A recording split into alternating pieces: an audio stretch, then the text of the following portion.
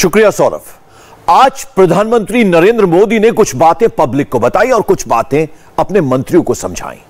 मोदी ने public meeting में कहा कि सारे काम निपटाने आया हूं और मंत्रियों को हिदायत दी कि 22 में कोई काम बचना नहीं चाहिए, कोई अटकी हुई फाइल टेबल पर दिखनी नहीं चाहिए।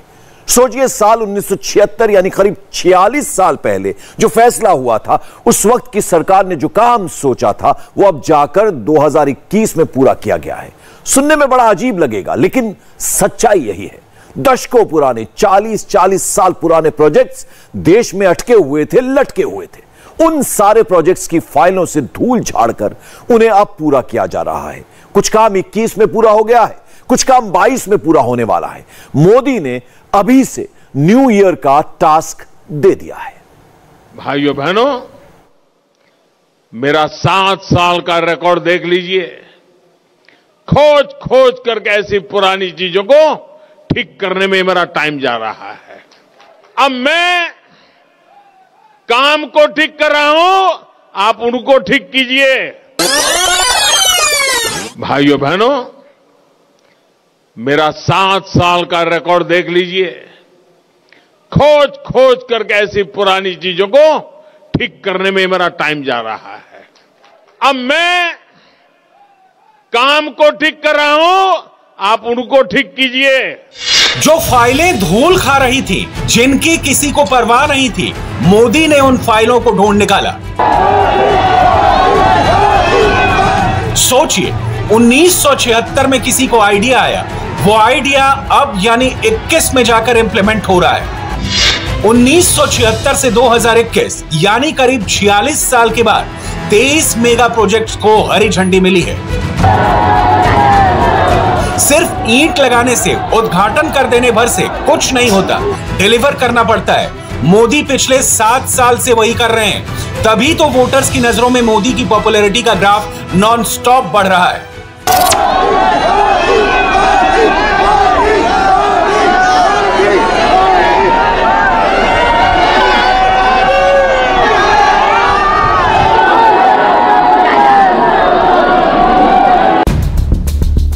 आजकल बहुत सारे नेता ऐसे हैं जो कहते फिरते हैं, सोचा मैंने था, शिलान्यास मैंने किया। सोचिए, जिन्होंने 76 में सोचा वो भी सोचकर भूल गए, लेकिन मोदी नहीं भूले।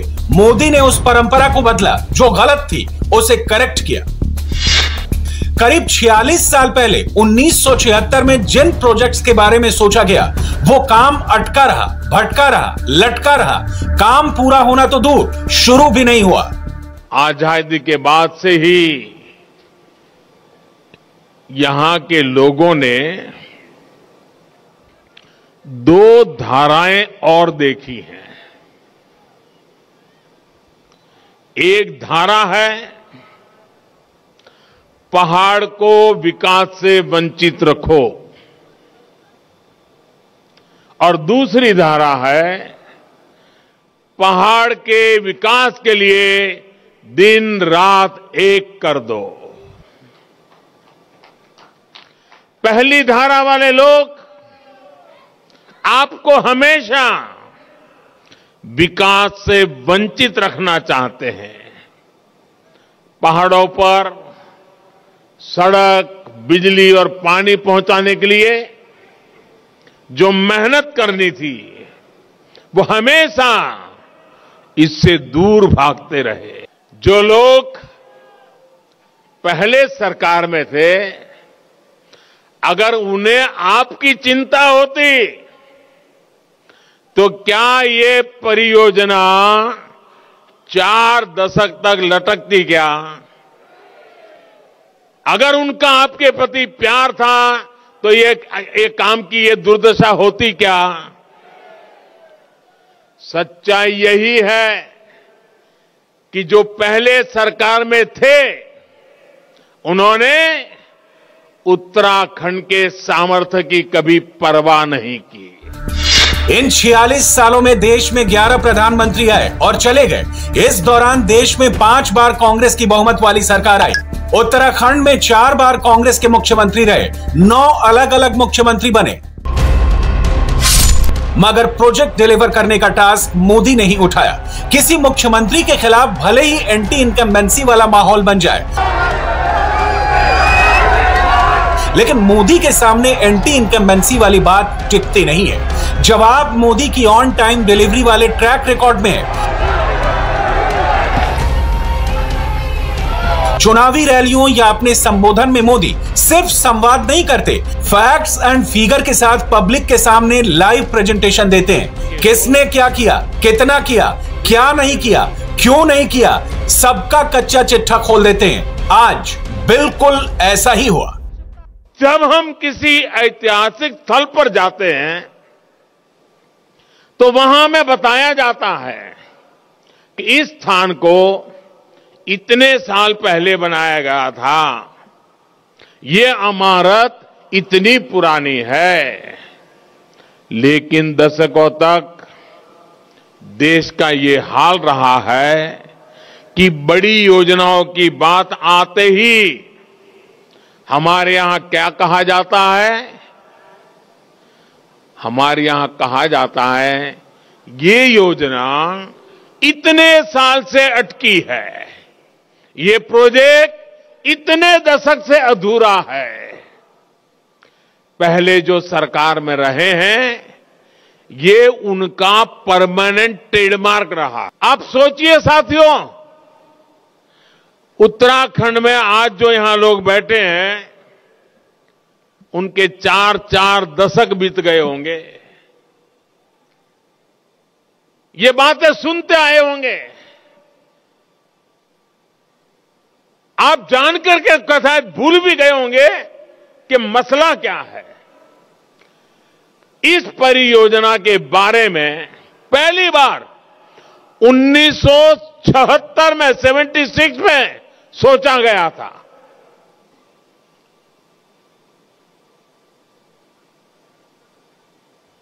करीब करीब अब 50 साल हो जाएंगे इस बात को। आज 46 साल बाद, 46 साल बाद हमारी सरकार ने इसके काम का शिलान्यास किया है। जो काम 1976 में सोचा गया, 46 साल लग गए।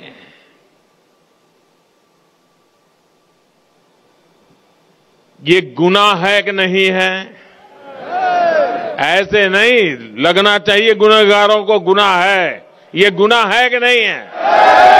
ये गुनाह है कि नहीं है? ऐसा गुनाह करने वालों को सजा मिलनी चाहिए कि नहीं मिलनी चाहिए? क्या ऐसे पाप करने वालों को भूल जाओगे क्या? ऐसा गुनाह करने वालों को भूल जाओगे क्या? या उनकी बड़ी बड़ी बातों से भ्रम में आ जाओगे क्या? एक योजना फाइलों में इधर से उधर लटकती रहे, हर चुनाव में वादे किए जाए। मोदी शॉर्ट टर्म नहीं, लॉन्ग टर्म वाले प्लान पर काम कर रहे हैं। अगले 25 साल का खाका तैयार कर रहे हैं। मोदी की टीम को न्यू ईयर का टास्क अभी से असाइन हो चुका है। मोदी ने कुछ घंटों पहले ही सबको क्लियर मैसेज दिया है। 2047 के भारत के हिसाब से काम करने को कहा है। मोदी फाइलों को लेकर काफी फोकस्ड हैं। मंत्रियों को हिदायत है किसी भी फाइल के निपटारे में लेट लतीफी नहीं होनी चाहिए। फुल ट्रांसपेरेंसी के साथ हर प्रोजेक्ट में रफ्तार आनी चाहिए। न्यू आइडियाज को लेकर प्रधानमंत्री ओपन है। मंत्रिपरिषद की बैठक में मोदी का यह कहना कि 2047 में वो देश के पीएम नहीं रहेंगे, लेकिन जो भी देश का प्रधानमंत्री हो, जब वो तिरंगा फहराए तो ऐसा भारत हो जिस पर सारा हिंदुस्तान गर्व कर सके।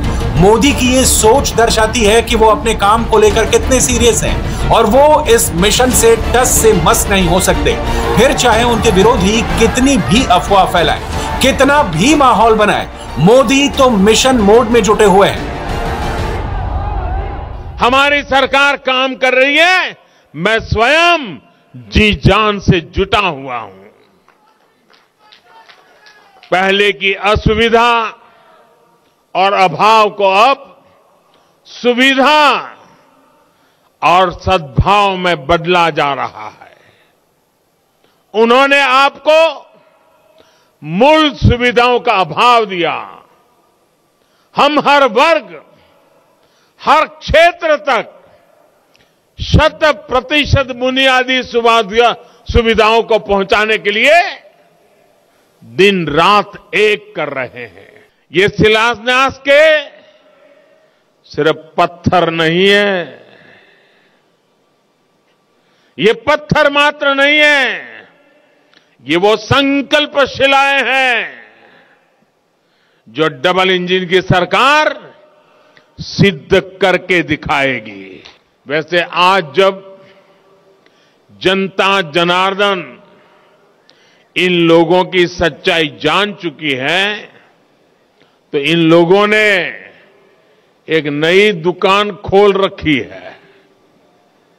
ये दुकान है अफवाह फैलाने की। अफवाह मैन्युफैक्चर करो, फिर अफवाह को प्रवाहित करो और उसी अफवाह को सच मान करके दिन रात चिल्लाते रहो। मोदी के 2047 वाले प्लान के अकॉर्डिंग इंडिया फुल स्पीड से आगे बढ़ रहा है। ये ग्राफ इसका सबूत है। 70% लोगों ने थम्स अप के साइन के साथ वर्डिक्ट दे दिया है। 137 करोड़ की आबादी वाला देश राइट डायरेक्शन में आगे बढ़ रहा है। 21 खत्म होने वाला है, 22 बस दस्तक देने वाला है। विरोधी थके हुए हैं, मोदी डटे हुए हैं। मोदी की लेटेस्ट इंटरनेशनल अप्रूवल रेटिंग देख लीजिए। 71% की रेटिंग के साथ मोदी वर्ल्ड लीडर्स में पहले पायदान पर कायम है। मोदी के ग्राफ में नेट 48+ का इजाफा हुआ है। इंटरनेशनल ही नहीं, नेशनल लेवल पर भी मोदी रूल कर रहे हैं। इंडिया में हुए एक सर्वे का ग्राफ कहता है कि पिछले 11 हफ्तों में मोदी के नंबर्स बढ़े हैं। 21 दिसंबर 2021 तक इंडिया में मोदी की अप्रूवल रेटिंग 55% से बढ़कर 56% हो गई है। वोटर्स के बीच मोदी का trust factor all time high है। तभी तो उन्हें सुनने के लिए घर की छतें कम पड़ जाती हैं। मोदी को देखने के लिए सड़कों पर हजारों की भीड़ इकट्ठा हो जाती है। वहां जो ऊपर है वो सब सलामत है ना? आपको सुनाई देता होगा। आप इतनी बड़ी मात्रा में वहां, कभी डर लगता है आगे मत बढ़ना भाई। चारों तरफ सारे बिल्डिंग पर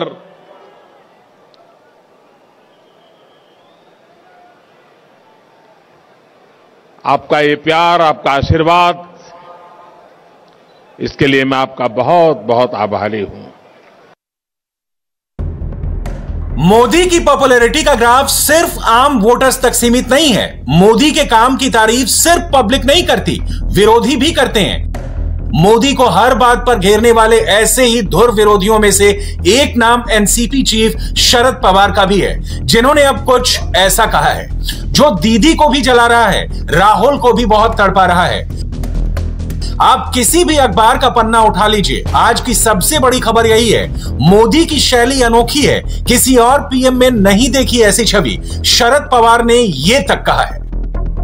मोदी में कुछ ऐसी क्वालिटी है जो मनमोहन सिंह में भी नहीं थी। मोदी एक अच्छे एडमिनिस्ट्रेटर हैं, वो अपना कमांड होल्ड करते हैं, यह भी शरद पवार का ही कहना है। और सबसे बड़ी बात यह है कि मोदी जो ठान लेते हैं उसे हासिल करके ही दम लेते हैं। शरद पवार ने यह भी खुल्लम खुल्ला कह दिया है, ऑन कैमरा कहा है। कृषी मंत्री या नात्याने नरेंद्र मोदींना पाहिलेलं आहे। गुजरातचे मुख्यमंत्री होते, 14 साली पंतप्रधान झाले, तिथून बघितलेलं आहे। आता आपण उदाहरण आहे, मला स्वतःला काही त्याचे म्हणजे काही वजन राहणार असं दिसत नाही। काही गोष्टी आहेत त्याच्यामध्ये। मोदींचं एक वैशिष्ट्य आहे, हे ग्रस्त अतिशय म्हणजे कष्ट करण्याच्यासाठी वजन तितकी वेळ देण्याची यांची तयारी असते। अर्ली इन द मॉर्निंगचे उठून तयार होतील आणि नंतर आपल्या कामात लागतील। त्यांना म्हणजे आपल्या हातात असलेलं काम हे पूर्णत्वाला नेल्याशिवाय आपण थांबायचं नाही, हा त्यांचा स्वभाव आहे। पीएम मोदी भटकाते नहीं, अटकाते नहीं, लटकाते नहीं, क्लियर मैसेज देते हैं और ऑन टाइम डिलीवरी पर उनका पूरा फोकस रहता है। पीएम अपने मंत्रियों को यही सलाह देते हैं और खुद भी इसी मॉडल पर काम करते हैं। तभी तो एक तरफ जनता अपने जनादेश के मार्फत उनके काम पर मुहर लगाती है, वहीं दूसरी तरफ विपक्षी दल के कद्दावर नेता भी उनकी तारीफ करने से नहीं चूकते। शरद पवार जैसे विपक्षी नेता का सार्वजनिक तौर पर यह कहना कि पीएम मोदी जब किसी काम को ठानते हैं तो तब तक चैन से नहीं बैठते जब तक उसे पूरा ना कर लें, साथ ही जो नीतियां बनाते हैं उसे पूरा करने के लिए प्रशासन और सहयोगियों को साथ लाने की उनके अंदर कला है, ये अपने आप में इस बात का सर्टिफिकेट है कि पीएम मोदी किस वर्किंग मोड में काम करते हैं। जाहिर सी बात है, शरद पवार ने जो कहा वो मोदी के वर्क एथिक्स, उनके डेडिकेशन को लेकर कहा। शरद पवार की बातों को डिकोड करें तो एक चीज क्लियर है, मोदी ना बदले हैं ना बदलेंगे, न थके हैं न थकेंगे, काम करते रहेंगे, डटे रहेंगे, विरोधियों को बार बार याद दिलाते रहेंगे उन्होंने क्या किया और क्या नहीं किया। आज दिल्ली और देहरादून में सत्ता भाव से नहीं, सेवा भाव से चलने वाली सरकारें हैं। पहले की सरकारों ने सीमावर्ती राज्य होने के बावजूद कैसे इस क्षेत्र की अनदेखी की। ये राष्ट्र रक्षा के लिए संतानों को समर्पित करने वाली कुमाऊं की वीर माताएं भूल नहीं सकती है। कनेक्टिविटी के साथ साथ राष्ट्रीय सुरक्षा के हर पहलू को अनदेखा किया गया। हमारी सेना, हमारे सैनिकों को सिर्फ और सिर्फ इंतजार ही कराया गया। 1 रैंक 1 पेंशन के लिए इंतजार, आधुनिक अस्त्र शस्त्र के लिए इंतजार, बुलेट प्रूफ जैकेट जैसे जरूरी सुरक्षा कवच के लिए इंतजार, आतंकियों को करारा जवाब देने के लिए इंतजार। लेकिन ये लोग सेना और हमारे वीर सैनिकों का अपमान करने में हमेशा आगे रहे हैं, तत्पर रहे हैं। सेना को कुमाऊं रेजिमेंट देने वाले उत्तराखंड के वीर लोग इस बात को कभी भी भूल नहीं सकते। मोदी की तारीफ करके शरद पवार ने 22 का माहौल सेट कर दिया है। महाराष्ट्र में तो भूकंप के झटके अभी से महसूस किए जाने लगे हैं। कांग्रेस हो या शिवसेना, किसी को समझ में नहीं आ रहा कि करें तो क्या करें। ना शरद पवार की बुराई कर सकते हैं, ना मोदी की तारीफ कर सकते हैं। ऐसे में सबको बीच का रास्ता ही निकालना पड़ रहा है और ना चाहते हुए भी मोदी मोदी करना पड़ रहा है। एनसीपी सुप्रीमो शरद पवार ने कल एक जो है प्रोग्राम में प्रधानमंत्री नरेंद्र मोदी के काम करने के तरीके की काफ़ी ज़्यादा तारीफ की है। ये तक कहा गया है कि 2019 में बीजेपी के साथ अलायंस करने की बात कही गई थी। आप एक अलायंस पार्टनर हैं, इसको जो है इस वक्तव्य को आप किस तरीके से? ऐसा हर आदमी का अपना ओपिनियन होता है, हर आदमी का अपना सोच होता है, हर आदमी को बोलने का अपना अधिकार है। उनको जो समझ में आया उन्होंने बोला। सर, लेकिन जो है बीच बीच में जिस तरीके से शरद पवार प्रधानमंत्री मोदी की तारीफ कर रहे हैं, आपको नहीं लग रहा है कि दबाव की पॉलिटिक्स खेली जा रही है कि उनके पास एक ऑप्शन ओपन है, अगर भविष्य में जरूरत पड़ी तो बीजेपी के साथ भी जा सकते हैं? नहीं, ये तो उनका वो स्टेटमेंट है, उसके बारे में मैं क्या कह सकता हूँ।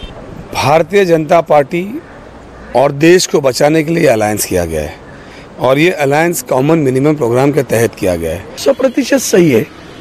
आदरणीय प्रधानमंत्री जिस ढंग से कष्ट उठाते हैं उसका कोई मतलब, उसके कोई दो राह नहीं है। लेकिन जनतांत्रिक जो प्रक्रिया है वो नहीं रखते।